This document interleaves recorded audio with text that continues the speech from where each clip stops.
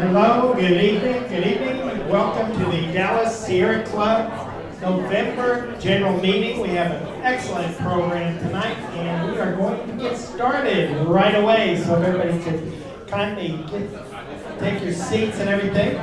We're going to go. Whoops. In honor of the fact that it's been a little bit chilly for this fall.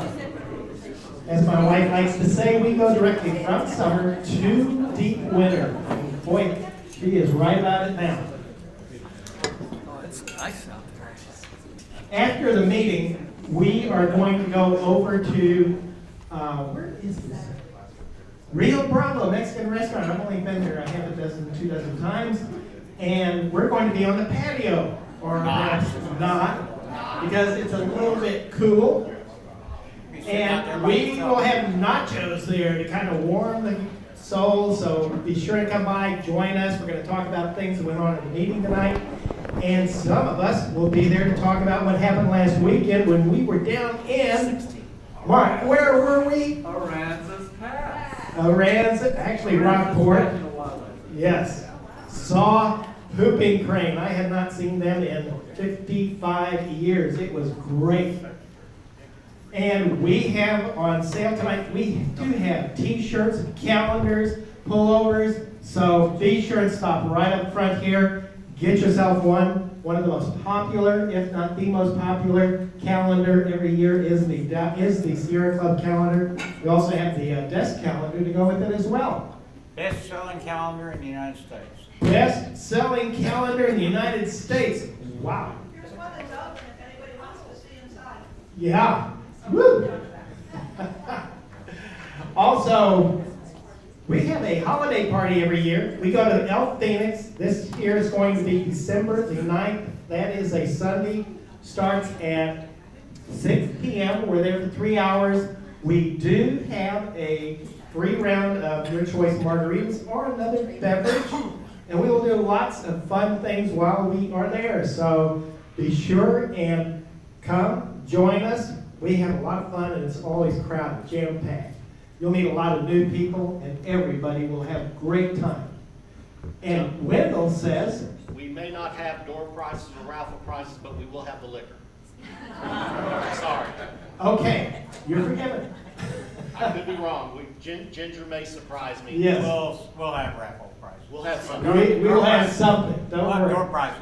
Or if anyone has We'll some. have raffle prizes. So I will recite poetry, okay? Good, that'll attract everybody. Okay. Also, we have a monthly newsletter that is produced by Arthur every single month. Yes, sir? And we'll be finding a new person here next year. We will be finding a brand new person next year. We have one though, don't I think you're right. We may have a we? volunteer. Do you have somebody who involved? would that be, John? I believe it was that guy right there. The tall one. Skip that. Well, we'll skip through that. We're going to go on ahead to our committee reports. We have several committees and really want to have our conservation chair, Chris Gouldy. She is going to tell us a little bit about what's going on in conservation. Just a little. Here, because I'm Hey, Chris! going to Close your mouth. pass around Microphone, clipboards. close your There's mouth. one at the end of this table that has the details for my announcements. And if you want to get the ad hoc conservation emails and are not getting them yet, sign up on this clipboard also. If you have not written to the NRC recently about not wanting high-level nuclear waste to pass through Dallas on its way to West Texas and New Mexico, you can still do that through November 19th.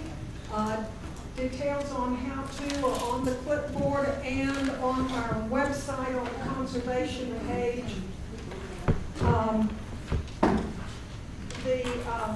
The reason Dick, the other half of the conservation chair, is not here tonight, also Paul Rickman and Victor Zertucci are not here tonight is that they are at an EPA meeting in South Dallas about the Lane Plating Works Superfund site. And so that's a serious concern that they are representing the club at. On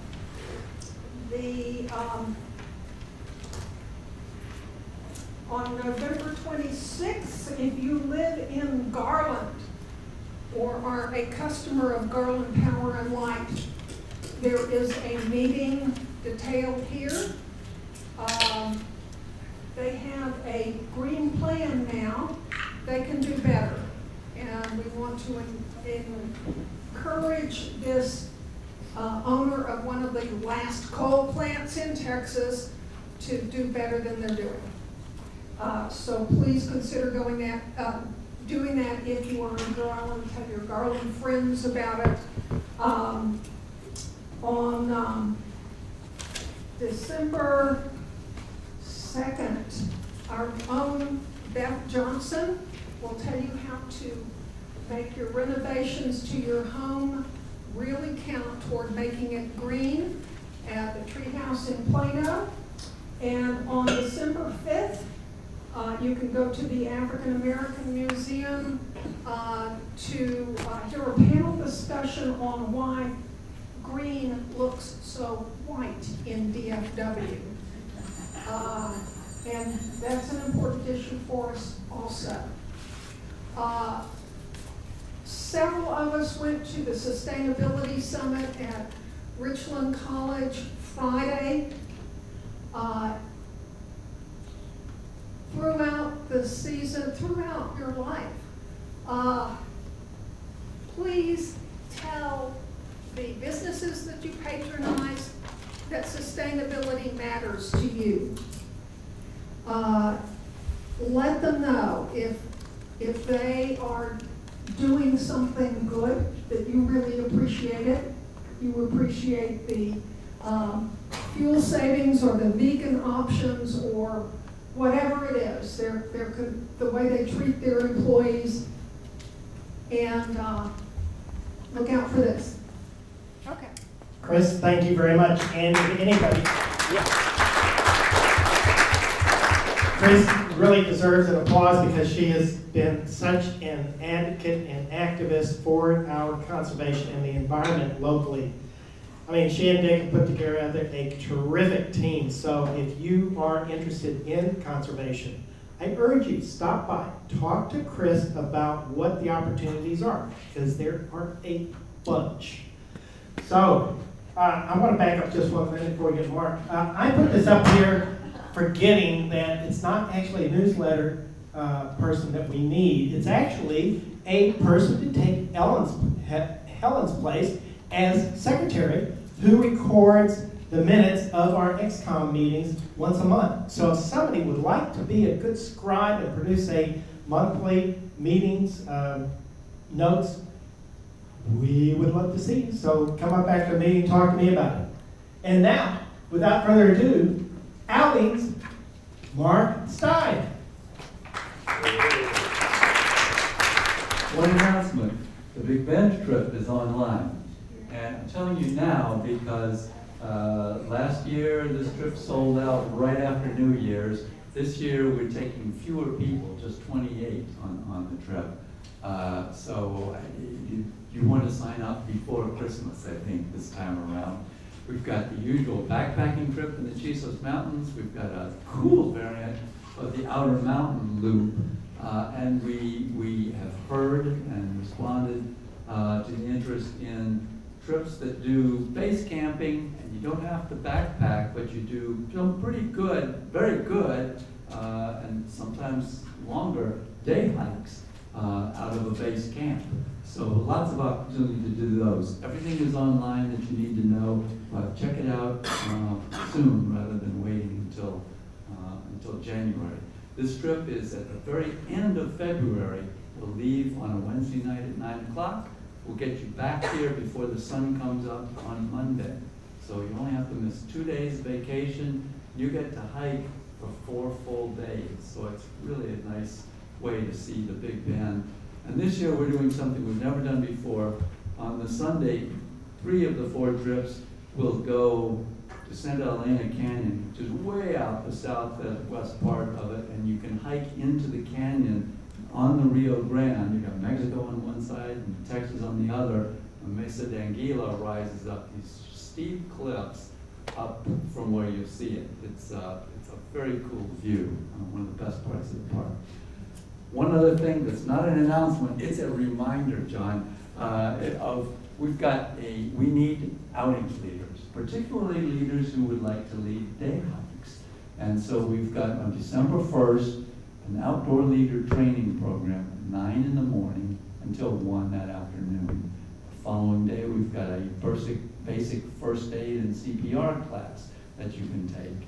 And then those are the basic requirements to lead hikes. You need to come on a couple of hikes, and you need to lead a provisional hike, we call it. If you're interested in becoming a leader, and we really do need day hike leaders, please call Liz Whelan, our outings coordinator. All of the information, Liz's number and email are on the webpage, but we'd like to know of your interest well before we get up to this December 1 date of the leader training program. So give her a call as soon as possible. This week would be ideal. Yeah. Yeah, Thanks. there's a lot of preparations. Thank you very much, Mark. And now we're going to hear from our Chair Emeritus, Wendell Withrow. You Yes. forgot about the previous slide, Mark stepping down. Maybe we shouldn't let him step down. I think it's That's great. what happened to me. Yeah. I'm the world's longest acting chair emeritus or something. Couple things. One is we are coming up in 2 days to the Green Source DFW Awards Dinner. We are an all-digital newspaper and resource, and we have 2 major events every year. And Thursday night of this week at the Dallas Arboretum is our awards dinner and the Sustainable Leadership Awards, and 2 of your incredible Dallas Sierra Club members are some of the finalists. David Griggs, back in the corner. Julie Ryan, somewhere right here. And I will tell you, as usual, the votes were incredibly close. And then we had the finalists, and then we have the 9 secret judges that go into caucus and fill out a very detailed evaluation that tells us who the winners are going to be. But even if you're not a winner, you need to come to this for a couple of reasons. One is the food is awesome. It's going to be at the Dallas Arboretum. Tickets are $35. Your Dallas Sierra Club is a major sponsor, and Green Source certainly appreciates their sponsorship, and we would want to have all those tables full, but there is still places for you if you want to go. Thursday night, social at 5, dinner at 5:45. We get started about 6:30. There will be wines from all over the world to taste early on, and the more you drink, the better you'll like my presentation. I didn't say that. But that was our old trick when we used to meet at Spiritual Living. We could have beer there. You may not remember that, John. Those were the good old days. I was more popular then. But the most important reason to come, other than the awards, is Yolanda Bluehorse. I talked to her a few months ago, and she said, "Oh, yeah, I think I'll come and make a little introduction, and I think I maybe can get one drummer to give us a nice Native American presentation." I said, "Great, thank you, please, that's wonderful." Well, she emails me a week ago, and she says, "Oh, we have 16 coming because we know it's going to make a better sound and a better presentation and a better sing." So I am expecting a just marvelous finale to the night in addition to the awards. So it's at greensourcedfw.org. You can buy the tickets, or you can come there about 5 o'clock and bring your checkbook or bring cash, and we'll find us a place for you. I think that's all. Did you ask for first timers, Big John? I did not. First Would you timers. do the honor? The Emeritus Honors? Yes. Who's tonight? First time ever at a Dallas Sierra Club meeting? Raise your hand. Thank you. Give them a hand. The Dallas Sierra Club is an all-volunteer organization, and people like Mark Stein, Liz Whelan, everybody, they do a great job, and we're sort of like family. You hang around here long enough, and you just seem to stay. Is that right, John? Sort of like that? Yes. You know, everyone knows next month is John's last month as the chair. Yes. So give him appropriate grief. All yours. Thank you very much. Appreciate it, Winfield, and go. This is good. I've been one time, and it was fantastic. So next, we're going to have a political committee chair. David Griggs has an announcement or two, right, David? That's right. Yeah, some fairly good news to share. In case you were like on another planet, we had an election last week, and we've been working on it for many months, and it's finally over. But many of you who are actual members received this card in the mail, and we had made a lot of endorsements, and we actually won a lot of them this time. It was a really good night for us. There were 6 new state representatives, all of whom were elected in the Dallas area. We had 2 new state senators who were elected that we endorsed in the Dallas area, plus a whole bunch of other incumbents were returned. So you can check out your card. I hope you didn't throw it away. It came to you a couple of weeks ago, right in the middle of the early voting period. We produced the card, we had events, we did block walking, many of you. I see some of you who were volunteers in some of these campaigns. We thank you for that. As you know, at the federal level, Colin Allred was elected in District 32, defeated Pete Sessions. That was our big federal endorsement win in this area. And as I said, several other new state representatives. Michelle Beckley in Denton County. Let's see, who else? Ana Maria Ramos, Terry Meza. These are, if you live in these areas, District 102, 105. Let's see, we had Retta Bowers in 113, John Turner in 114, Julie Johnson in 115. And I'm probably missing another new one somewhere. But anyway, we had a lot of wins locally, which we can't always say is the case, but we were able to produce that. So I just want to thank all of you who helped in some way, volunteering, donating money, helping make phone calls, whatever you did, especially your vote. That was incredibly important. But we thank you for that, and we'll take a little rest now until the next election, but just know that our website is always up and running, turntexasgreen.org. It's always available for you to make a contribution. We're going to start raising money now for the next race, so please consider going there and checking out the latest of what we're doing. But again, thank you very much for your help and support this year.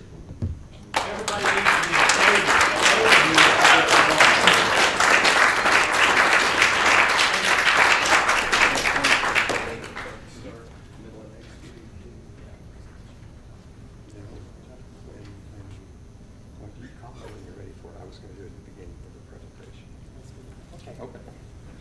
Very good. Clarifying a little bit right there. Okay.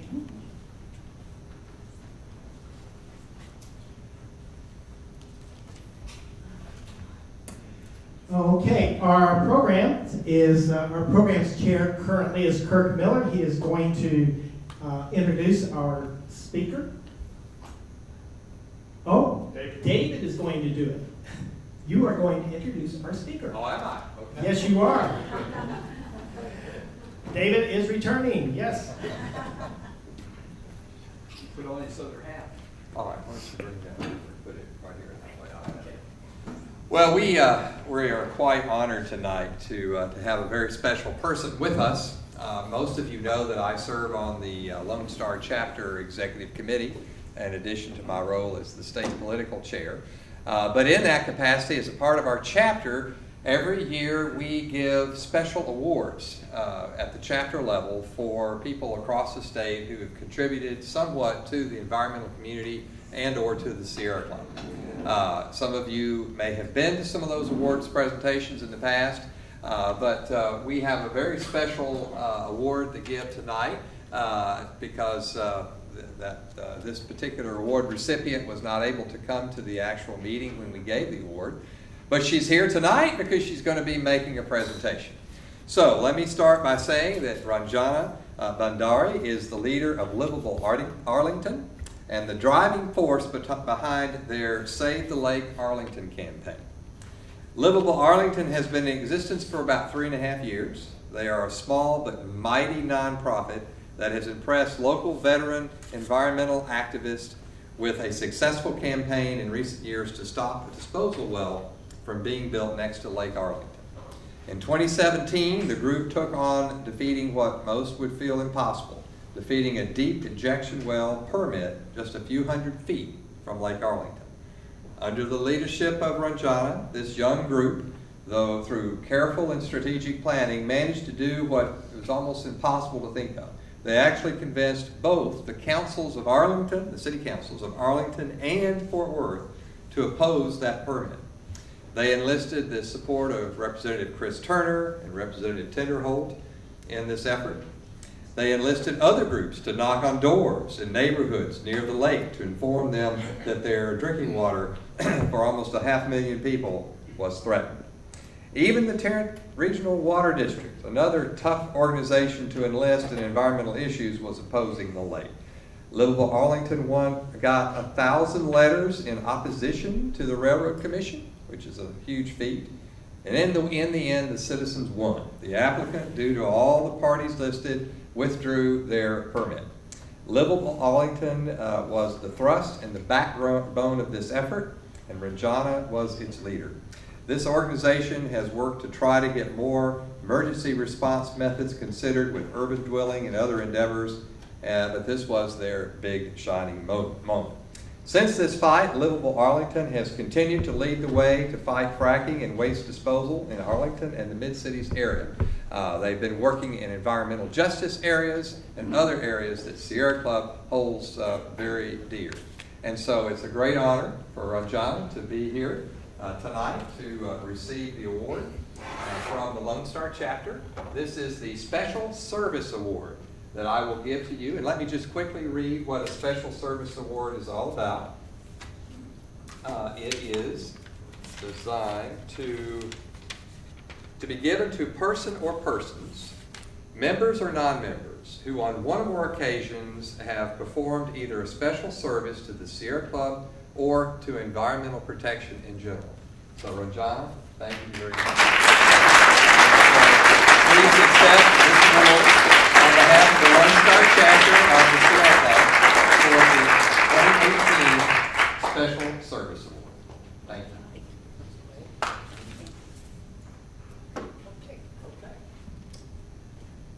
Well, I am so glad you are here because we are going to have you.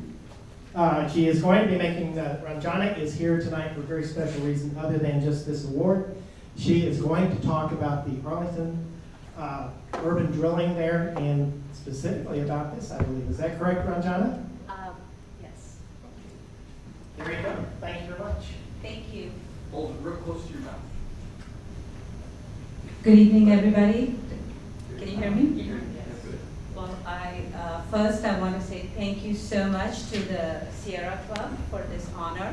I am deeply grateful and very honored to be receiving this award.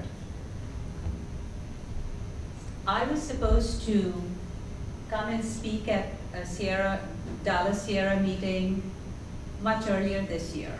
And we had to reschedule a few times. And I'm sorry that happened, but I'm happy to be here today. And my talk is basically going to be my excuse note. I'm going to try to explain why I had to cancel as often as I did.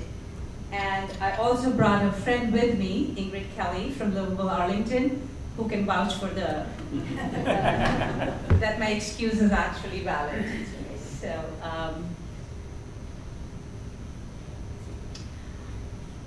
I live in Arlington. I've lived there for 25 years, and about a dozen years ago, urban drilling came to Arlington. It's a residential community. Many of you are probably familiar with it, and most of our neighborhoods are zoned residential. And it's really difficult in these residential neighborhoods for anybody to try and put something that does not qualify as being a residential, as something that befits a residential neighborhood. However, about 4 years ago, when Livable Arlington was created, this is what Arlington looked like. The red outlines are the 99 square miles of the city of Arlington, and each of the circles is a 1 mile circle around 58 drill sites where natural gas is being drilled, hydraulic fracturing is being used, and we have close to 350 gas wells. So over the course of a few years, starting about 12 years ago, Arlington changed dramatically. These gas wells now exist in neighborhoods that continue to be zoned residential. And I had a ringside seat to this when it started, and our neighborhood also is being drilled, and so is pretty much every part of town. This is just a map of Arlington. Shows the drilling. All those black lines are laterals or wells that start at each of these drill sites. Another map of drilling in the southern part of town. Those green lines are gas gathering lines that transport the natural gas out of the city. All of this gas is unodorized. And in order to get it out using these pipelines, they have to put compressor stations in. So we have 3 major compressor stations in town, and of course many minor ones. That's Lake Arlington. You see that that's also quite heavily drilled. All of those laterals are producing gas under the lake, and hydraulic fracturing again is being used to do that. And that's drinking water for 500,000 people in Tarrant County. That is one of the compressor stations in Arlington. The picture on the left is a picture taken from my cell phone, and the video on the right was taken using an infrared camera by Earthworks, their thermographer Sharon Wilson. And so I was standing next to her. I took the picture on the left. I couldn't see any emissions. I couldn't smell anything. But using her camera, that's what we see. And as a reference, do you see that yellow line across the color picture? That's what you see on the other side. So the stacks behind it, where it looks like there's nothing being emitted, that's what was coming out. I've been to that drill site the compressor station many times since then, and it's much worse. Sometimes you can actually taste the emissions, and you get so sick you feel like you have the flu for a week.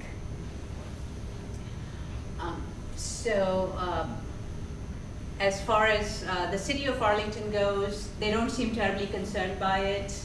Just in the past year, they've put a state-of-the-art sustainable building, a new agriculture center for the school district for high school students. It's a net zero building. It has solar energy. It has rainwater harvesting. It has all kinds of desirable things that we want our schools to have, but it's directly across the street from this. And hundreds of students go through there every week. I'm just going to skip over this. I think everybody here knows what hydraulic fracturing is. So, Arlington City Council meets the second Tuesday of every month, the same time that you all meet here. And David, in that very kind introduction, talked about the Save Lake Arlington campaign that Livable Arlington ran last year, when Bluestone, which is a small-time drilling company, decided to put an injection well right by Lake Arlington because they thought it was cheaper, even though both Arlington and Fort Worth have bans on injection wells in our gas well ordinances. After the election of November 2016, they decided that laws didn't matter so much. They decided to take House Bill 40 for a test drive to see how much latitude they had in overriding local gas well ordinances. And so we decided to organize against it. And I'm going to go back and forth. So we launched the Save Lake Arlington campaign. You've heard about it already. And basically, we were able to organize this really red, conservative, pro-drilling community because it turned out that everybody cares for clean water. We had 3,000 people who, through us, sent letters of protest to the Railroad Commission, who had the potential to become interested parties in the hearing. And we also had a lot of other people who wrote directly to the Railroad Commission or through other organizations. But we did send close to 3,000 letters, all from, oh, I'm sorry. Have you been able to hear me? Yes. Okay. Apologize, I'll do better. So the company kept asking for postponements because I did an open records request in one of, so the Railroad Commission sent me 700 pages of all kinds of material. So I didn't have time, but as I was skimming through it, there was a letter from their attorney which said, oh my gosh, we have too many people wanting to be interested parties in the hearing. We need time to disqualify them. So they asked for a postponement, they asked for another one, and then they asked for another one, and eventually they just went away. So it was a big win for the people. And we were thrilled that it went that way. So that was good. It was a lot of hard work. We're a small group. Big chunk of the group is here tonight. But we were able to get a lot of media coverage. We were able to have our legislators, especially Representative Turner and Representative Collier, because the legislature was in session at the time, introduce amendments and bills to see if they could carve out exceptions to House Bill 40 to protect the water. Eventually, all of those failed. But again, the voice of the people and just the bad press and just the amount of attention that this generated, I think, perhaps motivated them to go away.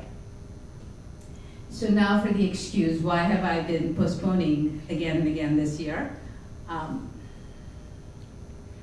The last 3 years, there's been a lull in new drilling in Arlington. So we have close to 320, we had about 325 producing wells, but there were no new permits. So again, after the November election, suddenly all these companies came out of the woodwork and started filing for permits. So this past January, this company called Total, which is a major French conglomerate, one of the largest energy companies in the world, they own 38 of our drill sites in Arlington, decided to put 3 new gas wells at this location at an existing drill site behind a church. And this church has a preschool. There are homes around it. There was a playground about 200 feet from the edge of the drill site, and the city was all set to approve it. So given that we had generated so much opposition to the injection well, we were now known in the community, we had 3,000 people on our mailing list, we decided to oppose it. And so we went to the hearing, we presented all kinds of good evidence, hundreds of people in Arlington wrote to the city council asking them not to allow these new wells.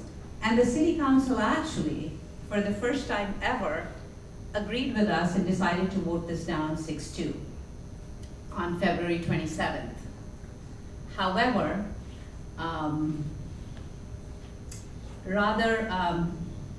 I guess they were confused. The very next week, they approved a new gas well permit for new gas wells in another neighborhood. We didn't understand why there was a difference between the two. However, once they approved that, Total, the French conglomerate, came back and asked for the exact same location, the exact same gas wells, except they placed them 5 feet away. And said, here's a whole new application, we made everything better. Instead of 319 feet, we'll have 324 feet, which makes it all okay.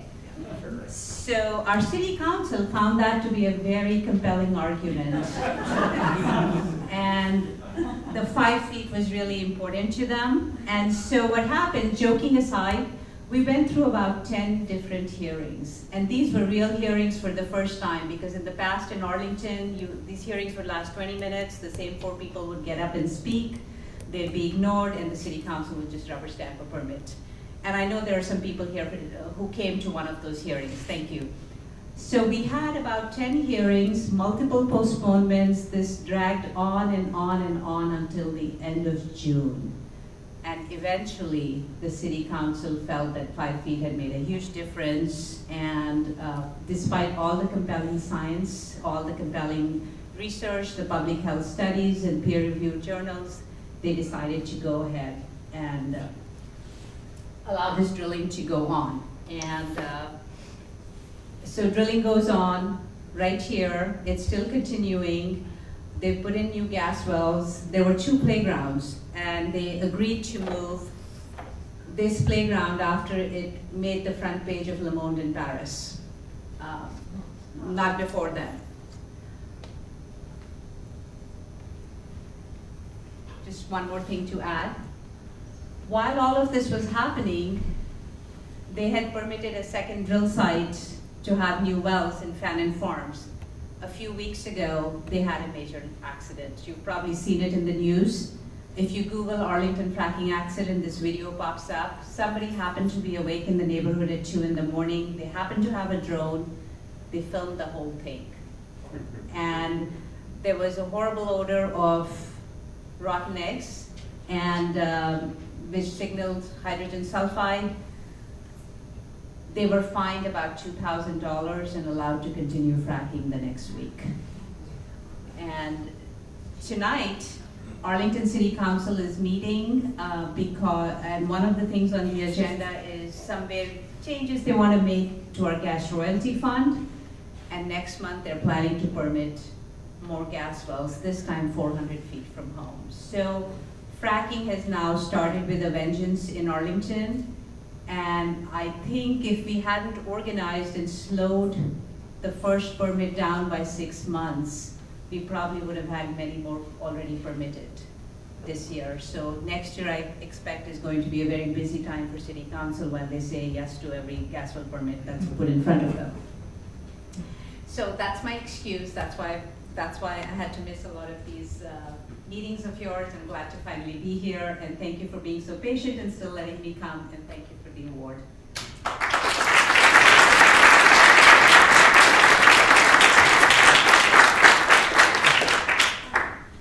Ranjana, Yes. when will the city council members be up for re-election? So Arlington had a term limits proposition on the ballot this past election. It originated with the Tea Party, which is, for the most part, they support drilling.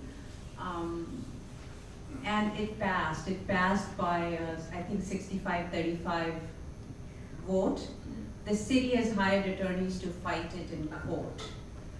But if they're not successful, and I think the general impression is that the vote will stand, I think 5 of them will retire next year, or there'll be 5 retirements over the next 2 years. And a lot of these incumbents have been in office for 15, 20 years. They don't believe in climate change, they don't value clean air, and they're very good science deniers. One of the things they continuously said during the series of hearings this year was that they couldn't believe they didn't believe that the science was applicable to us because it wasn't conducted, the studies weren't conducted in Arlington. They were conducted in faraway places like Pennsylvania and Colorado.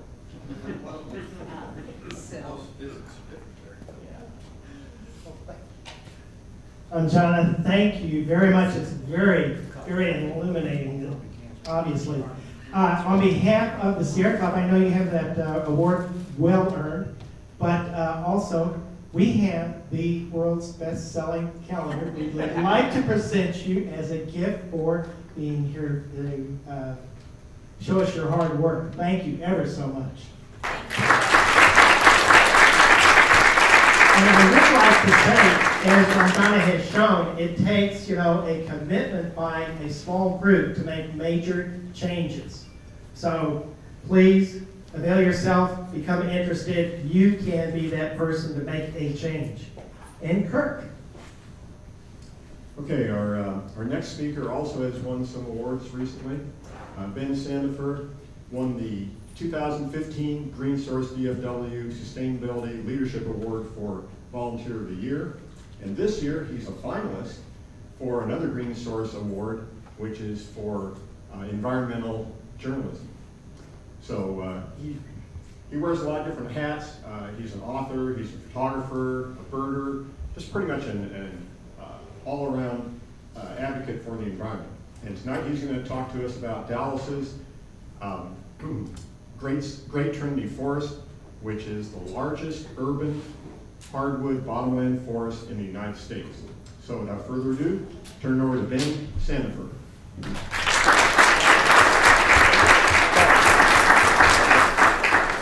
Can everybody hear me okay?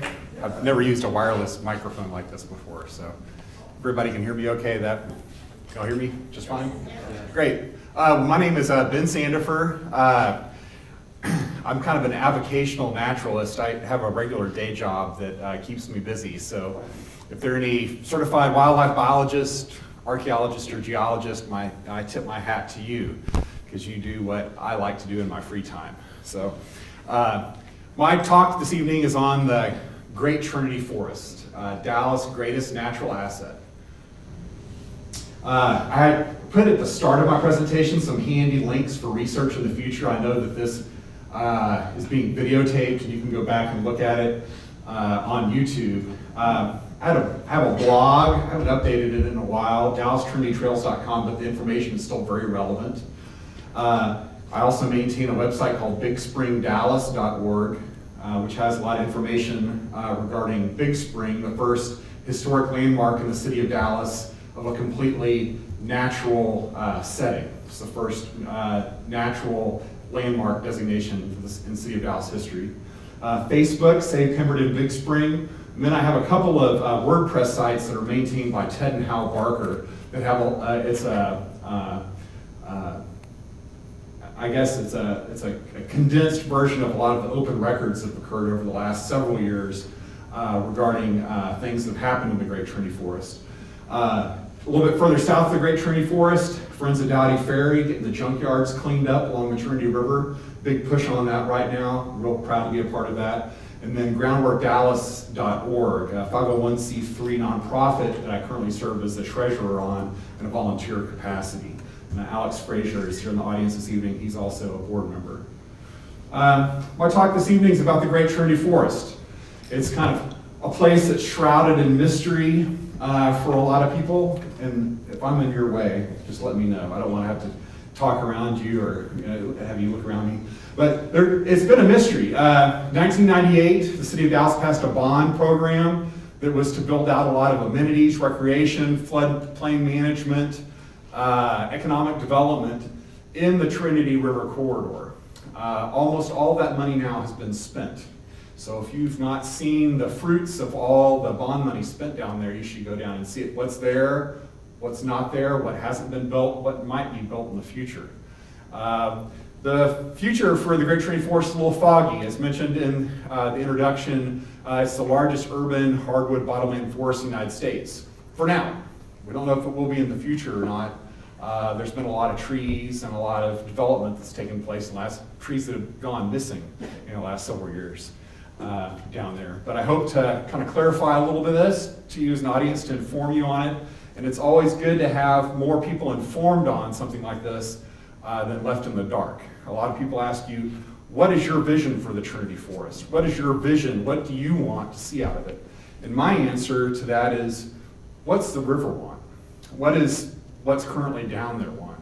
It is one of the most interesting, fascinating places that maybe you've never been to before. Maybe some of you have and hiked some of the trails, seen some of the places, but it is a vast repository of flora and fauna that is right in your back door. We could drive down there this evening and it wouldn't even take us 20 minutes to get down there.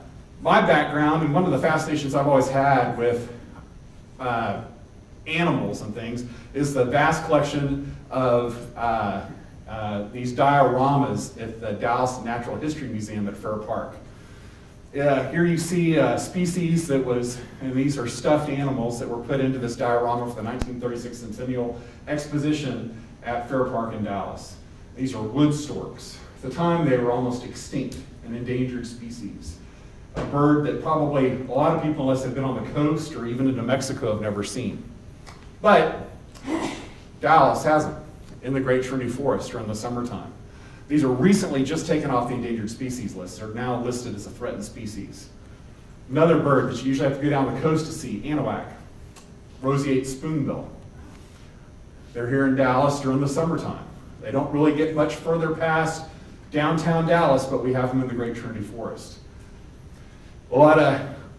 To add to the mystique of the Great Trinity Forest, one of the things that I've always was told as a child, I'm a native Dallasite, that there were no Native Americans in Dallas, that there were no bison in Dallas, that there was really no reason for Native Americans to be here. This is a depiction of Native Americans stalking bison for a kill. But we had them.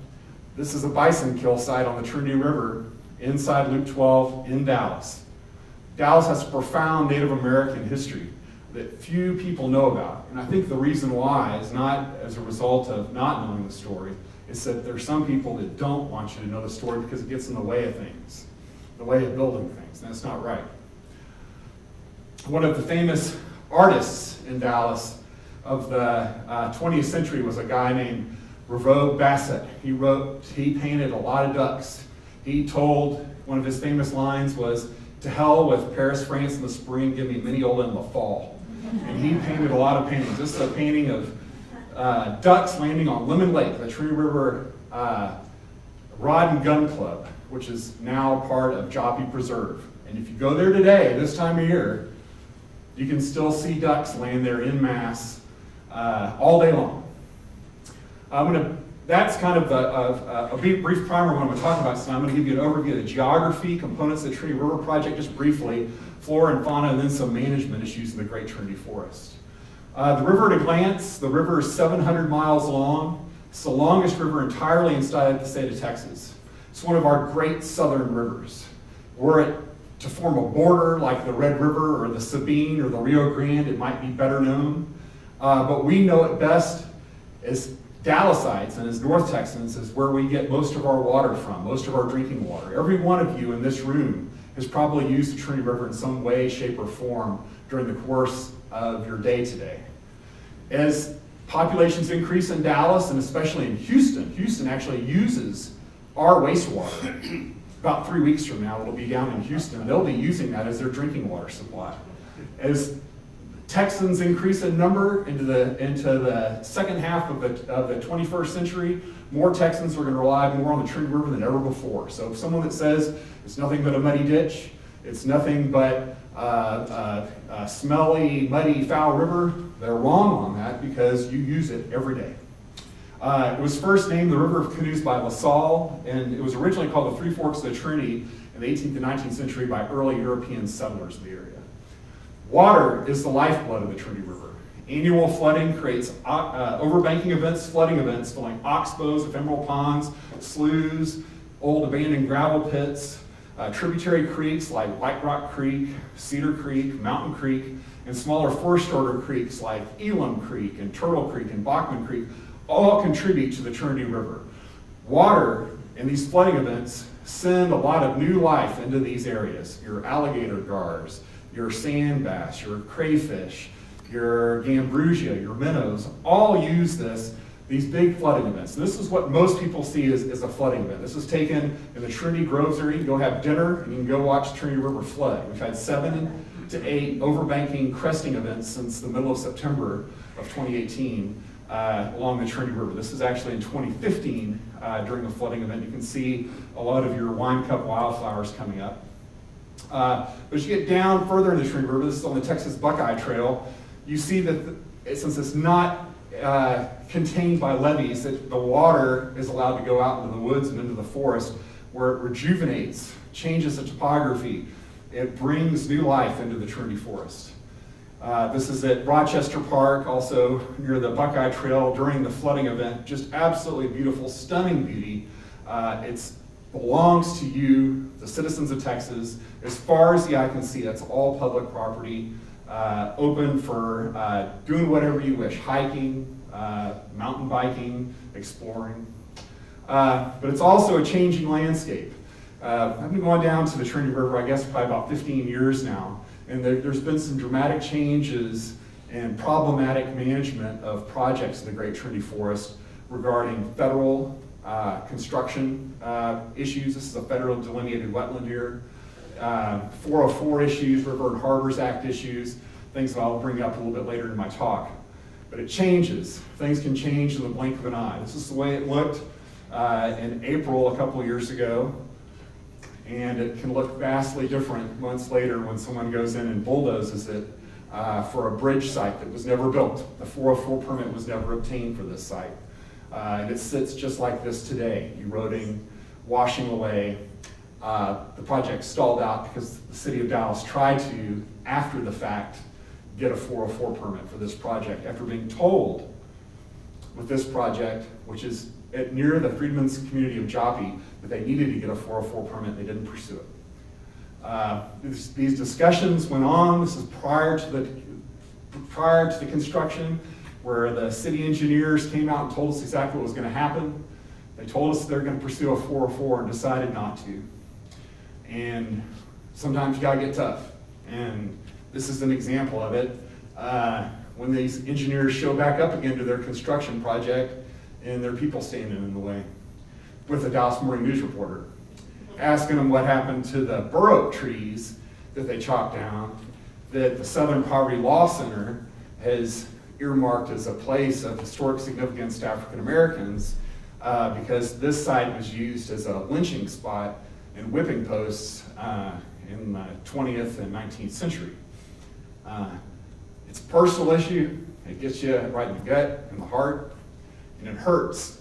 And having to deal with this is difficult sometimes. It's another issue. The Trinity Forest open large-scale strip mining of sand issues. This is Jim Schutz, the Dallas Observer, some of you might know. Roy Appleton, who's now retired from the Dallas Morning News, and a couple employees who no longer work for the city of Dallas in engineering roles. And this is another example of the clear cutting of the Trinity Forest. This is a place, this is the site of the Texas Horse Park during the construction process. People won't tell you when a lot of these projects go in the number of trees that they take out. These are two fine gentlemen here. The guy with the chainsaw is Sean Fitzgerald, a well-known nature photographer here in Dallas, and then Tim Dalby, an archaeologist. What they're actually doing is they're working on a tree here to remove a tree cookie. If y'all are familiar with dendrochronology, it's a study of tree rings. And this tree ended up being about 175 to 200 years old, a post oak tree. And they were able to get some climatology records, which I think will be very important in the future to looking at past weather events, dry seasons, wet seasons, heat impacts from a tree like this. But the destruction is just massive. This one project alone consumed about 8,000 caliper inches of trees. That's just for protected tree species. But like the open strip mining, get into that in a little bit later. And I don't want to sound like a Debbie Downer with all this, because there's a lot of beauty we're going to get into. There have been a lot of different previous Trinity River projects. To think that the 1998 bond project was a one-off is not correct. I think since Europeans first got into the Trinity River, into the Three Forks region, there's been this desire to tame it, to channelize it, to use it as a method of commerce, and transportation are used for their own means. The river has always had a different idea about it. There have been attempts at navigation and reclamation projects, which some of it has been good. So Leslie Stemmons created the Trinity Industrial District, which is now kind of known as the Design District west of downtown, has provided a humongous billion-dollar tax base for citizens of Dallas. You can see the levee project that straightened out the Trinity through downtown Dallas. Most of that work was done from the late 1920s to right before World War II. It's a beautiful place, but I'm not going to talk about it tonight. I don't think that, even though I could, we're going to take a ride further down the Trinity River into the Great Trinity Forest. It's beautiful. The birds here are great. I don't know if y'all can see in this photo here. I was stalking a coyote that was stalking great egrets. I've been a part of a project called with a rewilding project in the floodway that's starting to take off with Audubon, Texas. I won't be talking about that tonight either, but there's a better look at the coyote. There are also a lot of endangered species that use the floodway. This is the endangered interior least tern that actually nests in the floodway near downtown Dallas. Real good bird to see. And you can see a lot of the Trinity River Project, the first big Trinity River Project at Lock and Dam number 1, at McComas Bluff, Lock and Dam number 2, a little bit further south in Dallas County, and then Lock and Dam number 4, which is down near the Dallas-Ellis County line. Lock and Dam number 1 still exists at McComas Bluff. You take a canoe ride down the Trinity River, you can get down there and actually stand on the old crib work. This is a picture of the same crib work. One photo was taken in the late 1890s, and this picture was taken in the late 20-aughts, I guess is what you would call it, late 2000s, just a few years ago. So what is the Great Trinity Forest? It's 3 county nature preserves, 9 City of Dallas parks, 4 tree mitigation areas, and it consumes about 6,500 to 7,000 acres. Some people say up to 10,000 if you include lands up beyond Bachman Lake, up into the Elm Fork of the Trinity River. Here's a projection of what I consider to be the Great Trinity Forest. I've gone through and made a map to look at some of these areas. We're going to try to hit about 6 to 8 of these areas this evening to look at. Dots up here, starting from just south of the AT&SF railroad trestle, just the dark bridge that goes over if you go visit the Dallas Zoo. You're going to take that railroad bridge across, everything downstream, that's the Great Trinity Forest. And then everything south of Syene, down the lower White Rock Creek watershed is part of the Great Trinity Forest too. And I'll give you a good place coming up that you can hike now, go experience now at the peak of fall color. It's the next couple weeks. We owe everything. Everyone in this room, everyone in the state of Texas, everyone in the country, to this man. Not just for all the work that he did in the Great Trinity Forest. He actually coined the term Great Trinity Forest, but we owe him a great deal of gratitude for the work he did in Texas. The founding of a number of nonprofits that most of y'all are very, very well versed on. But he also formed very specific causes that he championed for the Big Thicket, for the preservation of the loblolly and longleaf pines in East Texas, which he was unpopular for, but now I think a lot of those entities in East Texas have come full circle around. But as a guy who lived on Bachman Creek here in Dallas, he championed the Great Trinity Forest and the Trinity River and kept it from being channelized. He's the reason that this whole thing exists. We wouldn't have an urban hardwood bottomland forest without Ned Fritz and Jeannie Fritz too. Jeannie was at his side through all of this, and we're a great deal of gratitude to both of them. If we look at other people, historical figures in the Trinity River Project and what mark they left on people, it's men like Forrest Kirkland. Forrest Kirkland wasn't known, he's an avocational archaeologist. He had a day job as a graphic artist here in Dallas in the 1930s. He passed away in the early 40s.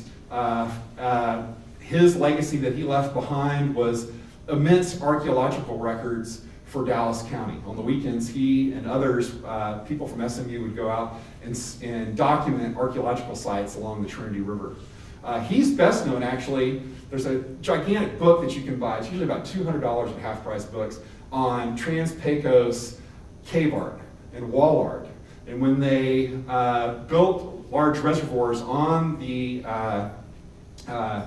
Rio Grande, a lot of the cave art was inundated by floodwater. His art and his sketches of this are now institutionalized as important data and artifacts. Unfortunately, since he was an avocational archaeologist, the city of Dallas really doesn't put a lot of provenance behind his findings, even though the archaeological sites are vast and things erode out of the riverbank and on creeks and stuff. But it's him, Forrest Kirkland. I think he's the guy that is one of the greats of the Great Trinity Forest. The Lockmillers, they owned a boys' camp, a home for wayward boys at Camp Woodland Springs, which is off of Jim Miller and Loop 12. They, for a number of decades, ran a camp there, but also were big naturalists. And one of the books that they wrote was on Texas wildflowers, a field guide, which is pretty still much the authority on Texas wildflowers, and is the one that Lady Bird Johnson Wildlife Center highly recommends. So their work lasts, you can feel their impact in the Trinity River. There are others that are still alive today. I don't know how many of you know this man. If he wasn't a Catholic priest for the better part of the last century in South Dallas, but if he wasn't a human rights champion, most of y'all would know him for his love of roseate spoonbills in the Great Trinity Forest. His name is Father Timothy Golub. He's a Catholic priest who has been at Holy Cross Catholic Church off Ledbetter for the last over half century. And his love of birds and his knowledge of birds is something that's unparalleled here in Dallas County, in this part of Texas. If we look at other people, contemporaries, this is Charles Allen, who runs guide service on the Trinity River. He's a good guy to know. And then the Pembertons, the Pemberton family of Pemberton Hill, on Pemberton Hill Road in Dallas, Texas. They've preserved a natural spring behind their home that's gone back generations. Mr. Pemberton, there's a photo of Mr. Pemberton on the left taken in the probably about 1980 or so, leaning up against an old walnut tree, talking about a flood. And they have some children there that are about 5 years old. We flash forward 35 years, and the adults on the right side of that photo are probably probably born about the same year as the kid that's on the left. This is this photo was just taken, and I look back at my photos and I realized that he just leaned on this photo, on that tree, every time he gives the talk about the walnut tree. And there's people that are here today that are real champions. I think earlier someone sometimes it's a small group of people that can get big results. And that's what's happened probably in the last 7 or 8 years to preserve Big Spring. Big Spring was going to be destroyed without these people in this photo. Big Spring would have been turned into a fuel dump for the Texas Horse Park. It would have been a manure site. And now it not only has a Texas Historical Landmark on it, it's been nominated to be a state antiquities landmark and has been nominated for the National Register of Historic Places as a result of these people and their work that they've done.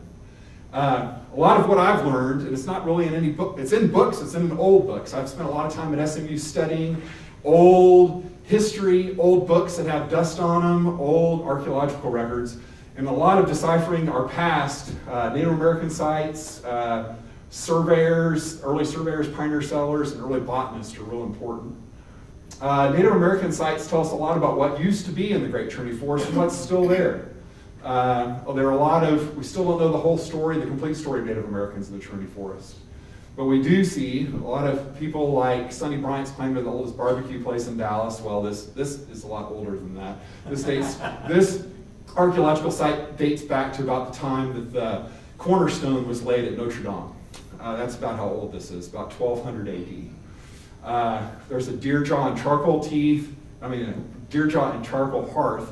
This is important because the age of deer teeth tell us about how good of a hunter the people that were hunting this stuff were. So this is a 3 to 4 year old deer jaw, in a charcoal hearth along the Trinity River, and it tells us this was probably a big, robust deer. It wasn't a small deer, it wasn't an old deer, it wasn't a failing health deer.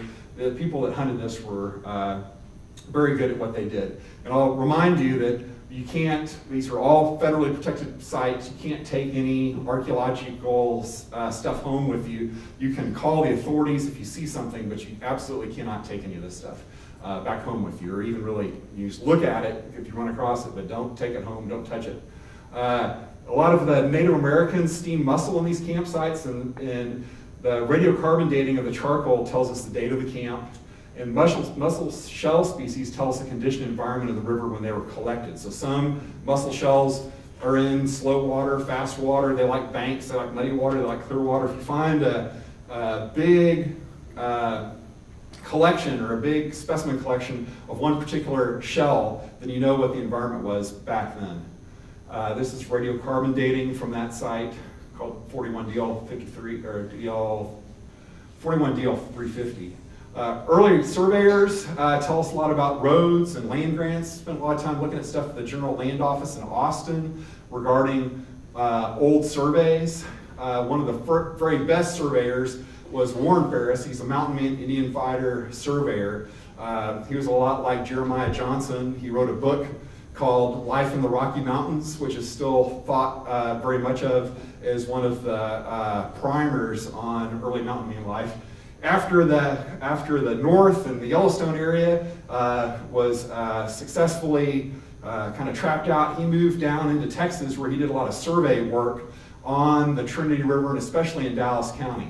And you look through his old records and you can see where he went and spent a lot of his time on White Rock Creek and the Trinity, and find old trees that he talks about today.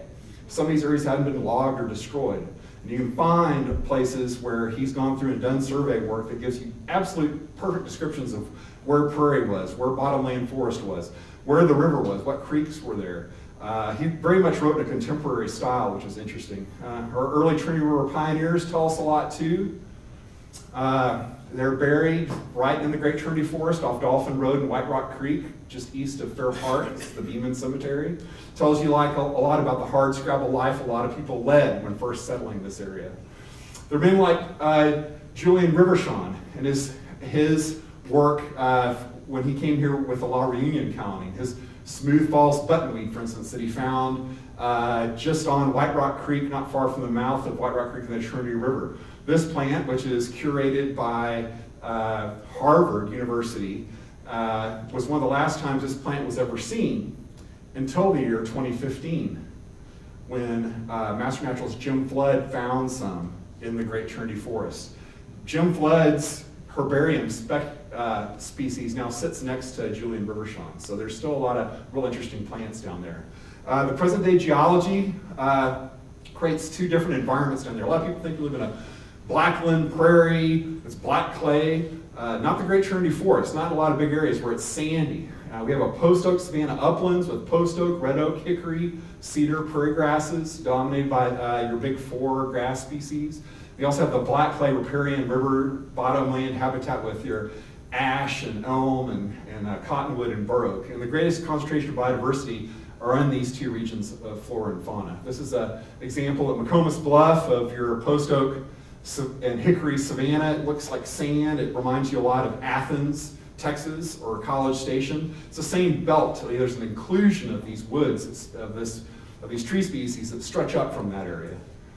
And you also have your bottomland forest. This is a beaver impounded wetland just off White Rock Creek. Bedrock geology, which some of y'all probably know about, is Austin Chalk. It's Cretaceous. It's about 100 million years old. There's a good 13-mile wide belt of it here in Dallas County. If y'all are familiar with Cedar Ridge Preserve, you get good outcroppings there, but also in the Great Trinity Forest. The Trinity sands, which are deposited on top of that, are from Pleistocene flooding events. This was during the last ice age when the Trinity ran bigger, heavier, higher, and deposited a lot of sand out of the Bridgeport area, the Cross Timbers area, to the north and west of here. And you get a good look at that on the Trinity River in a couple areas where you have limestone and then your Pleistocene sands on top of it. And so the Pleistocene had two effects on the Trinity. It became more vigorous in flow and increased the sediment load. What it also did is it brought in a lot of your Pleistocene megafauna, your mastodons, your dire wolves, your sloths, your Bison antiquus. And they all reside, a lot of good collections of them reside here and also at the Perot Museum. A big mastodon on display at the Perot Museum of Nature and Science has this on display. This is Dr. Louis Jacobs, president of the Institute for the Study of Earth and Man in the basement of the Schuler Museum. And he has a vast collection of saber-toothed cats. All kinds of things found in the Great Trinity Forest. So let's get into the Trinity Forest. First one I want to show you is Upper Chain of Wetlands, which is just south of Cedar Crest Boulevard, also known as the Martin Luther King Bridge, south of downtown Dallas. There's a really good parking place here at 3400 Cedar Crest Boulevard that if you get access to it, if you want to go down there, I suggest go with a carload of people. Don't go by yourself unless you want to, but I would suggest going with as many friends as you want to take because the neighborhood's up and coming. It's probably not the best neighborhood in town, but the people seem to be pretty nice to me. It's a great place to see a sunrise. This is the Upper Chain of Wetlands, which is a set of wetland cells that keep water in them from treated wastewater for the most part, and then rainwater. Unfortunately, it started as a forest, and they mulched most of the trees to build a footprint to build the wetlands. So in lieu of flood protection, they built these wetland cells. There's a concrete trail that runs through the area down towards I-45. Some of y'all might know of this place. It's the place where where the big lead smelters dumped all their slag. During the construction of this process, it was halted for a year or two because there was a large amount of slag from Dixie Metals and NL that dumped a lot of slag into this area. So this is just down slope of the Cadillac Heights area, which some of y'all probably might be familiar with. Super fun cleanup site, and cleanup goes on there still. I worry that there still might be lead in the soil there. But it's a good place to look for birds. Birds there are en masse, do a lot of bird studies in those areas, and there are thousands of birds in this area. This is an area that I would suggest you go down and visit now. The city is going to build the Lamar Levee soon. In the next couple of years, they've received funding from the Corps of Engineers and the federal government just in the last couple of months, and almost every tree that you see in this picture will be chopped down for a levee that originally was supposed to protect neighborhoods, but now will just protect some junkyards along Lamar. We go a little bit further downstream, so we're down to the second dot near the 310 sign. We're going to look at the lower chain of wetlands. And I know that some of the people that couldn't be here tonight are concerned about the people in Joppy, the neighborhood over here, the Freedman's Town of Joppy, and some issues with a Superfund site that's just entered the National Priorities List rolls in this area. This is the lower chain of wetlands. It stands at 4753 Fellows, and it's probably the best place in town to see a bald eagle. If you ever want to see a bald eagle, go down to into this street there. I lead a couple bird walks here with the Audubon group every year, and that's a good place to see them. This is the what the lower chain of wetlands is. You get a great view of downtown Dallas, but it too was another dumping site. This is the old Linfield landfill, which they burned trash here. So if you had paint, if you had any kind of liquid or hazardous material, it was burned here and incinerated on the site, and the ashes kind of dumped off into this area.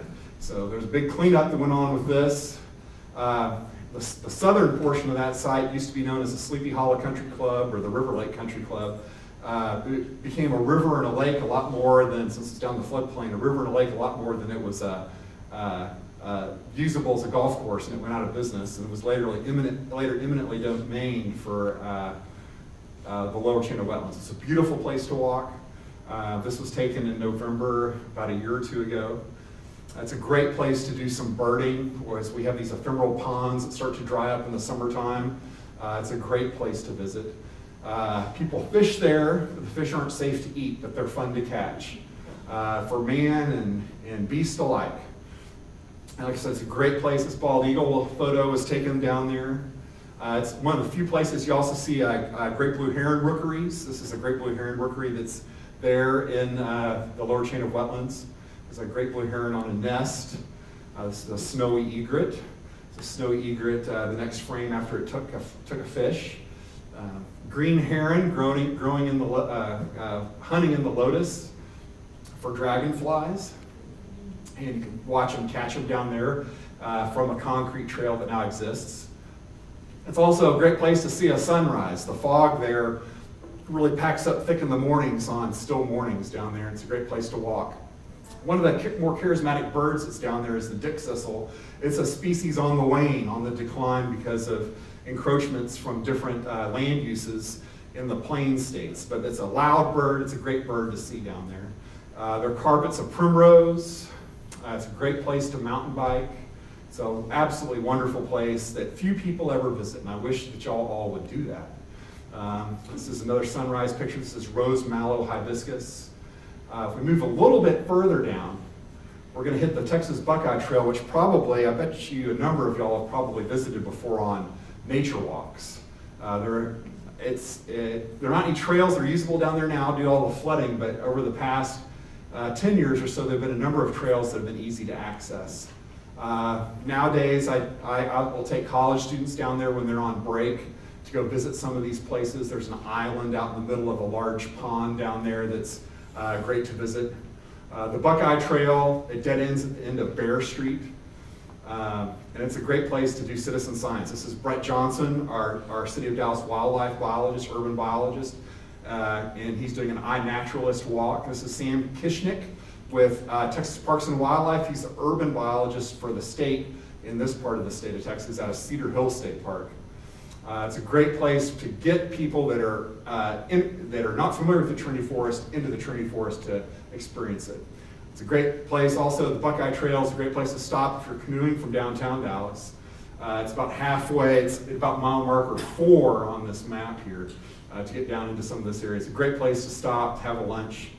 And this is a place that few people have been. We hike to the mouth of White Rock Creek. This is where White Rock Creek meets the Trinity River. White Rock Creek's on the left, Trinity River on the right. During the springtime, there are carpets of false garlic on the Buckeye Trail. And the hallmark, of course, is what Ned Fritz saved, were Texas Buckeyes, which are very rare. There are only a couple places in Dallas County where you can see them. This is a sphinx moth, hummingbird moth, drinking some of the nectar from them. Another moth. So I think it's probably one of the best places to see owls, your great horned owls and your barred owls. Next up, a little bit further south of Great Trinity Forest Way, is Lemon Lake and Little Lemon Lake. There are two different places to park. I prefer the trailhead at 4600 Great Trinity Forest Way. It's a little more visible up there at Little Lemon Lake for parking. There's a great concrete trail that will take you all the way down to the Trinity River Audubon Center. It's about 4 miles. Great mountain biking paths down there. A couple places I haven't mentioned to go hiking and biking, the AT&T Trail. And we'll get into Dowdy Ferry in a minute and go to Island area. This is the trail near Lemon Lake in Joppy Preserve. It's the group of Dorba mountain bikers in this area. This is the bridge that goes over the Trinity River through this area. It's also a great place to walk, and it's a great place to see a lot of wildlife. You can get up really close to it in some of these areas.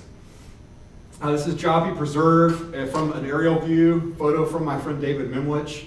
Y'all might remember him. He took a lot of photos of pig blood entering the Trinity River near Cedar Creek several years ago that became an issue with the slaughterhouse in that area. He's a great aerial photographer. This is Lemon Lake below us and the vast expanse of the Great Trinity Forest beyond. This is what Lemon Lake looks like at sunrise in the summer. It does not look anything like Dallas at all. It looks like you could be 1,000,000 miles from Dallas. The sunrise is punctuated usually by a number of birds. It's hard to reach. You have to go through a wall of poison ivy and briar thickets and everything to reach this vast, open wonderland of water that is about the quarter of the size of White Rock Lake, but it's all grassy, flooded areas. It's just a beautiful, beautiful place to watch a sunrise in Dallas. And here's where you see the charismatic views. It looks like you're on safari in Africa with wood storks, even though wood storks are a new world species, but your great egrets, a huge menagerie of birds. The wood storks themselves aren't even from Dallas. They're from a place, they migrate up in the late summer from the Usumacinta River Delta in Mexico, way far down south. And they come up the coast then make a left and head right up the Trinity River. The Trinity River acts as a conveyor belt for wildlife. Here's some spoonbills. They come up from the Texas coast during the year. Some more feeding. We have white ibis. There's another white ibis. And then your white-faced ibis, which are a state threatened species. Very few of those left in the wild. This is a little tricolored. This is a tricolored heron, formerly the Louisiana heron, which is a bird that's starting to come up into this part of the United States because of habitat change. The climate is more conducive. Our warmer, wetter weather is conducive to having this bird. It's one of the species of, is a hallmark of maybe a change in our climate with when you see birds like this come out of the southeast United States into areas where they've never been before. When you have different trophic levels that build up over time, especially like a place like Lemon Lake, where you have this vast collection of bird life and everything's set up right, you can get beaver. Coyotes, well, you can see coyotes out in Lemon Lake foraging for food. White-tailed deer. Most people don't know that Dallas has an ever-growing population of white-tailed deer. This is just right off the trail this summer. And unfortunately, feral hogs, which are an invasive species that the city of Dallas is trying to control.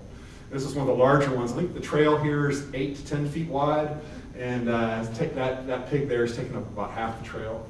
McComas Bluff's another one. It's just beautiful. This time of year, it has one of the big outcrops. I think if this was in Austin, people would flock to it all the time, but few people ever visit it. It's a real picturesque spot on the Trinity. And there's also the what I call the refugia of the Trinity Forest. This is the dogtooth violet, and it's a rare species that you see in very few places. You can see it in Cedar Ridge Preserve, Dogwood Canyon, and here in the Trinity Forest in a couple of places. And they're isolated pockets. A lot of people think there's nothing down there in the Great Trinity Forest. You just go down and work on it, bulldoze it, do whatever you want to, and it won't mess up anything because it all looks the same. But it's not true. They're a refugium, these pockets of biodiverse plant species and habitat that are really rare, not just for Dallas, but rare for Texas and globally rare. And this is one of the dogtooth violet or trout lily. It's a good example of them. There's also, people don't realize that there's sable minor palms in Dallas. We have our own palm forests in certain sections of the Trinity Forest. Big palm trees that grow to over 8-9 feet tall. And they're holdovers from an earlier time, maybe when Dallas was wetter and warmer. There are springs at McComas Bluff, Elam Spring, McComas Bluff Spring, bluebonnets, Indian paintbrush. And it's just a beautiful spot, good spot for a takeout. I'll go real quickly through this so I don't run out of time, but I wanted to show you the Dowdy Ferry horse trails. They're down farther to the south. The Dowdy Ferry and I-20, it's a good place if you have a horse, and it's also a good place to see indigo buntings and white-eyed vireos in the spring. And there are a couple of horseback riding options. I always tell people that Goat Island and far unincorporated South Dallas County is a better place to ride horses. Not too many people have horses, but it's a great place to hike when the weather's a little bit better. The horses kind of tear up some of the trails. There are other things you got to watch out for too on that particular trail. That's a Copperhead. And there's some picnic facilities. It's a great place to start walking. I encourage all of y'all to go down to Dowdy Ferry I-20 to go for a hike. The Cyene Overlook is a place I recommend going sooner rather than later. It's going to be brilliantly red with the oaks on the escarpment there pretty soon. The best address is going to be Nutting Drive up here, Nutting and Cyene. It's a good place to stop. And breathtaking views. If you don't like the crowds at Cedar Ridge Preserve, I've got the place for you. You won't see a soul here. And it's great hiking. It's very similar to Cedar Ridge Preserve. It's on the same white rock escarpment as Cedar Ridge Preserve. There are a number of good overlooks to check out. And it's a great place to see plant species like echinacea, our native prairie coneflower in the springtime, and the Hexalectris orchids grow there too, just like at Cedar Ridge Preserve. It's a great place to go. It's a great place to hike even in the summer or the winter. Great place to hike. Lots of good topography there that you don't see in Dallas. Big Spring Landmark, I've kind of touched on before. It's one of the last remaining springs left in Dallas, and it's perfectly clean, clear water. You can drink it. It has no E. coli. The water, when it comes out of the ground, is 680 years old. We had it carbon dated testing, carbon 14 dated just this summer. We've dated it independently. Citizens have passed the hat and had it tested on our own with our own money. Big Springs in southeast Dallas, it's right off 175 in Lake June. It's open every now and then. Access is kind of closed off due to some issues with the need to preserve the landscape there and the artifacts that are there at your feet. This is what it looks like in the summer. This is what it looks like in the winter. This is the large bur oak that dates back, we're not sure how old it is, maybe 500 years old. We know that back when King Carlos of Spain probably ruled this land when this tree was a sapling.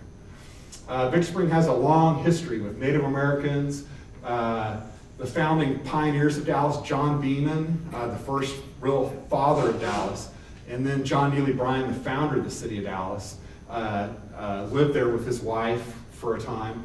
Edward Case Pemberton, the grandfather of the man in the photo there, bought the property in 1880 from the widow of John Neely Bryan, and Pembertons still live on the property today. The city of Dallas now owns the spring itself. This is a picture of Margaret Beeman in front of the spring in a cabin over 150 years ago. So there's a lot of history that goes back. Sam Houston camped out there at one time. That's what it looks like in the summer when it's full of wildflowers in May. This is what it looks like at sunset. We take a lot of people on photography trips there, but it almost didn't turn out that way. If we look at the top of the photo here, you can see where plans were to build structures, a fuel dump site, composting site, and some barns on the site. It's taken a lot of work at City Hall with a small group, small band of determined individual citizens from different backgrounds to come together and come up with a plan to save Big Spring, and it happened. You can see where Big Spring is now in relation to the Texas Horse Park, how there's a genuine buffer there between Big Spring and then this the actual building site.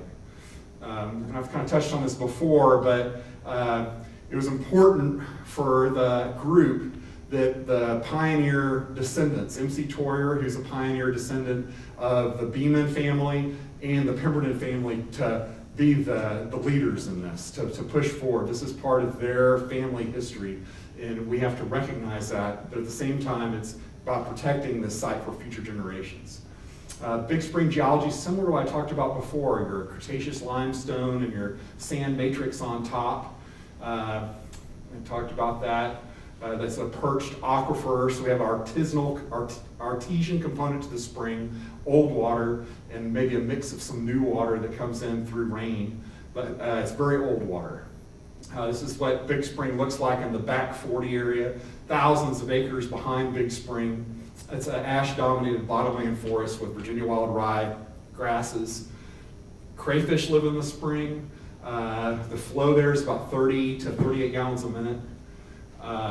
The stream team, we test there every month for Texas State University. This is us testing water out there. We take a lot of groups out there. SMU Engineers Without Borders. They were practicing water testing to go to work in Africa. If their work there, they needed some springs to test on to give people in Africa drinking water, clean drinking water for the first time. Texas A&M engineering students who needed to understand how an aquifer works. UT Southwestern, who were gathering flatworms for DNA research to cure river blindness in the African Rift Valley, to synthesizing the DNA of flatworms here so that they could use that to develop stuff for use in Africa, and it worked. It's a fundamental part of why Big Spring exists. There have been 300 species of plants developed or identified in different plant surveys, flora surveys over the last several years. Most of the work was done by the late Jim Varnum and continued with Jen Flood, do E. coli testing there, and more E. coli work, flow tests, and then it's all about citizen stewardship. It's about planting and working and doing fauna research out here in the Great Trinity Forest, getting the city of Dallas on board, recognizing that it's a viable place, it's a place worth protecting for future generations. So we've been able to work with the University of North Texas and the Corps of Engineers at planting, increasing the species diversity out here. And that includes milkweed.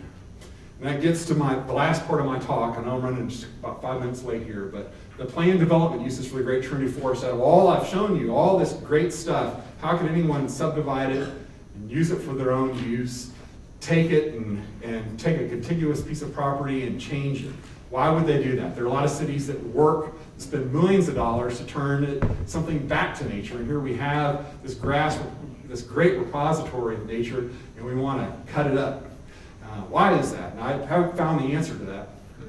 And it comes down to PD 883, which was signed in the city ordinance and the city code in 2013 to build a golf course facility, to build a horse park, and some other mitigation lands. And this all gets into projects with the Waters of the United States, the Clean Water Act, which are pretty easy to follow unless you don't want to follow them or can't follow them, and wetland delineations. You can see all the different wetland delineated areas in the Great Trinity Forest, which looks like a minefield for a developer, but great for someone that loves nature because they're great places that probably could never be touched.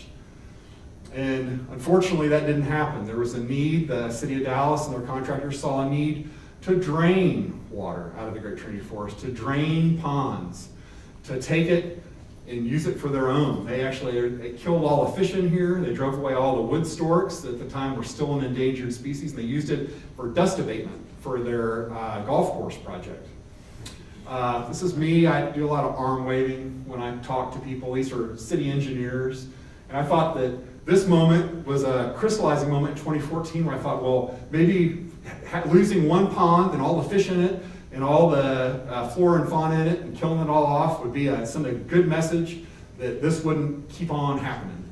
And unfortunately, it didn't. I think that they doubled down on their bet and went full blast from this point on.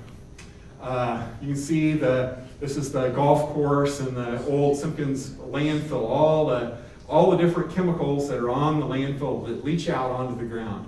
Lead, barium, cadmium, arsenic, asbestos, the whole range of it that needed to be cleaned up. And also there's no methane abatement on the property either. So some of these landfill projects where you go in and you take out a lot of you have a methane capture program. There's not one that exists here on this project. So look at the trees, kind of hard to see, but total impacts for trees that were taken out of here is 21,602 caliper inches of trees that were removed for the Trinity Forest Golf Course, the home of the Byron Nelson. Each project, it's kind of hard to figure out exactly looking at it on a map like this, but there's thousands and thousands of mass-bearing tree species, oaks and walnuts and hickory. In order to give you a perspective on what one hole looks like, we're just going to look at one little spot up here, this little blue hole up here at the top. I don't know if you can see it in the photo, but there's a couple guys on mountain bikes down here in the size of this. This is a strip mine. This is public property. It was built without a permit. The city of Dallas had to go to the Corps of Engineers for the permit on this. They violated a number of rules and regulations on it, and even then, after being caught for it, they still face more violations. You say, well, how big is this area? What could fit in it? It doesn't look like it's that big. How many trees could possibly be lost in it? The new this is the pit itself. The new AT&T Cowboy Stadium can fit inside of it. That's the size of it. How would you like to have this in your neighborhood, right down the street from you? There's a housing subdivision not very far from here. The Elam Foci was ruined. This is a place where Pleistocene man was found. The Clovis, if y'all are familiar with Native Americans. And offense after offense was written up by the city of Dallas. Their own code compliance inspectors, their own stormwater management inspectors wrote offense after offense after offense, ticket after ticket after ticket. The stormwater attorney for the city of Dallas has one of the greatest track records of successful prosecutions in Dallas. And he didn't prosecute a single one of these for this project. You can see I have timelines of all the different complaints. There were a total of 17 charges filed by stormwater management against the city, their own city of Dallas, and not one of them ever saw a courtroom. They were all dismissed. It wasn't until a lawsuit occurred where the guy who was digging the soil out of the ground sued the city for non-payment, which the city of Dallas had to pay for. And if you're a Dallas taxpayer, for the tune of $600,000.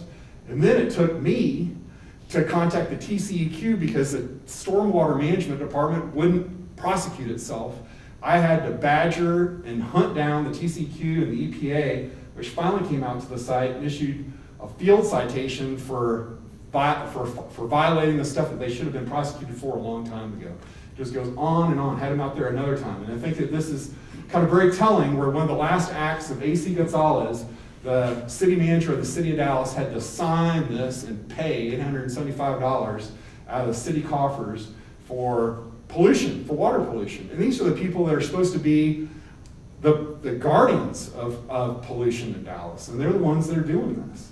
It's just ridiculous. So, I can leave on a good personal note. This is, I think, my last slide. Is that the good thing that came out of this project with the pit and everything else is that we're able to rescue a lot of milkweed, a lot of native plants out of this area, and propagate them at the University of North Texas, where their milkweed is the host plant for the monarch butterfly. And these plants were propagated over and over and over again and been cloned, and now there are many thousands of milkweed that go into a lot of native habitat restoration projects in the Dallas area. And this is kind of my last, I'm sure that there's a rainbow on the horizon for it. I hope y'all, I don't want to leave on a bad note with it, but there's a lot of, I hope that there's a lot of headwinds, but a lot of positive come out of it, because we still have our Trinity River. It's complete, it's intact. There are a lot of places in the Trinity Forest and Trinity River that are pristine and as beautiful as they were when the Native Americans walked them 1,000 years ago, and I hope that they're preserved for another 1,000 more years, but that can't happen without y'all. You and your friends. I know that a lot of you have voices that extend far beyond your circle of friends, and I hope you use them to tell people about the Great Trinity Forest. Thank you.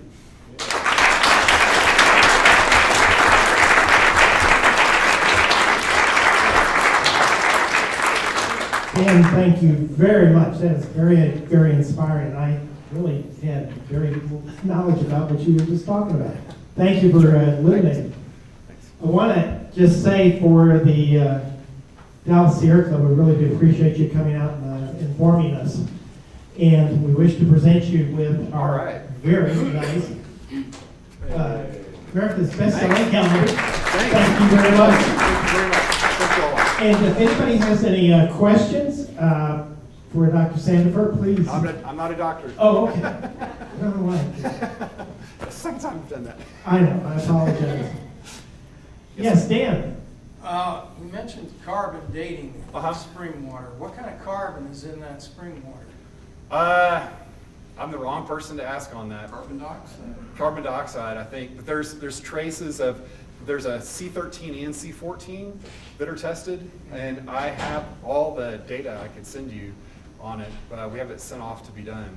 But I'm not a hydrologist. We collect the water and send it off to Florida to be examined, but it doesn't have the we've tested it 3 or 4 times. We know that's about how old it is. 670, 680. Yes, ma'am. That sand mining, what are they using that sand for? To build the topography of the golf course. The golf course is built on an old landfill, and it's just flat as a pool table. And so to introduce topography, they needed sand. So it looks a lot like, if you've ever seen a link-style golf course, like what they play at St. Andrews in Scotland, a treeless, featureless golf course with just topography, subtle topography. That's what they used the sand for. About 600,000 cubic yards of sand, 30 acres worth. Liz. Where did you say a good place to see the fall color? Scyene Overlook. So if you look up S-C-Y-E-N-E, Scyene Overlook, and the Piedmont Ridge Trail off of Jim Miller and Scyene Road in Dallas. And it's pretty easy to access. It's a pretty halfway decent trail. It's beautiful though. You can see all the way to Cedar Hill State Park from there. You go to Keaton Golf Course. Yeah, near Keaton Golf Course. But if you type that into Google, there should be some good links on addresses. Yes, ma'am. Hi, Ben. What city departments have jurisdiction or which ones are involved in doing developments or monitoring developments? Well, it's hard to figure because a lot of this is done behind closed doors. So previously it was Trinity Watershed Management. And Trinity Watershed Management was disbanded in October. Right. largely, I think, for a lot of the reasons that I brought up this evening. Now it's part of the Dallas Water Utilities. Ideally, it would be great if the City of Dallas Parks and Recreation Department took over a lot of these recreational amenities, because they have the staff that are better trained to serve the public when it comes to nature and things like that. But Dallas Water Utilities is the department of record now on a lot of this. Have you seen any changes in how the city is handling this land since the city manager was replaced by T.C. Broadnax? I'd like to think so, but I haven't seen it yet. I know that there's been so many, it's hard to invest in a lot of the employees that work at City Hall, because the face has changed so much with engineers and management. A number of assistant city managers have worked on this project over, I think, 4 or 5 in the last 5 years. So going forward, it'll be, I'm hopeful that T.C. Broadnax can do this. I've spoke with him at a meeting before regarding all this, but I don't know if he gets good data on the city side that trickles down through his lieutenants to him. You're only as good as the information you get, and sometimes I wonder if he's in a shell, cloistered protected with the knowledge of others. It's difficult, because I know that even though I have a voice in the community with a lot of this stuff, I know that there are people that are friends of the mayor and others that have a much stronger voice than me, with more contacts. And one last quick question. We're going to have a presentation next month about Harold Simmons Park. Upstream from this, can that park development have impact on the Trinity Forest? I'm not sure. I know that, I don't know the scope of what lies in store for the Trinity Park Conservancy in the future. There's this Dallas City Council punted a lot of these issues off onto a local government corporation, an LGC, for the Trinity, and they control a lot of what's now currently in the floodway. So between the levees from one end of downtown to the other. And I don't know if that organization would want to build out into other areas. I know that the Harold Simmons Park project is just between the Margaret Huntville Bridge and the Margaret McDermott Bridge, over about 200 some odd acres. So I don't know what impacts hydrology in that area would have. I know they have a hydrologist that works with them if they want to introduce river meanders. There's going to be native plants and flora and fauna that will be introduced in that area, or be a mecca for that. I would be encouraged if that happened, but I don't know. I don't have any details on that. Those would be some good questions to ask for your speaker next month. Well, Ben, thank you very, very much. Really appreciate it.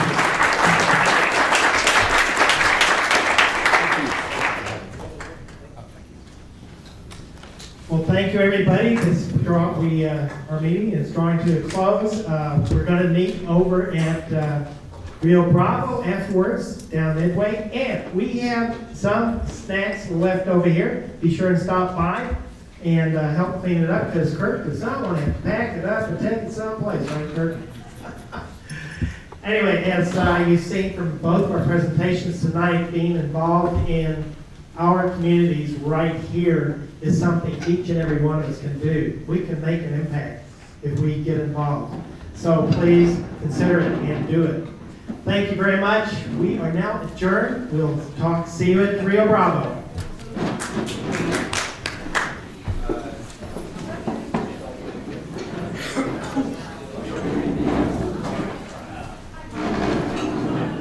Oh, and we do have calendars and t-shirts and pullovers available for sale right up here.